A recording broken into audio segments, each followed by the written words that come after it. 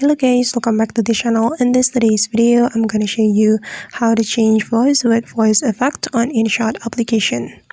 Alright guys, here I have opened my InShot application on my phone, and for example, I'm going to apply voice effect to my voiceover that I have just recorded. So I'm going to tap on the music, and then this is my voiceover, and I'm going to tap on this voiceover. Then we can scroll all the way to the right until we find the voice effect. Tap on the voice effect, then we can select the voice effect that we want to use.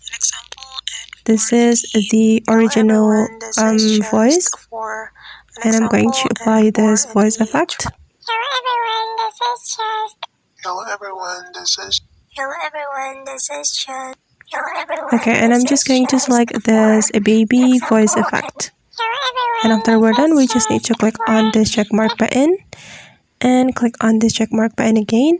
And if you want to apply the voice effect to your video, you can scroll all the way to the right until you find the voice effect. This one, tap on the voice effect, then you can select the voice effect that you want to apply.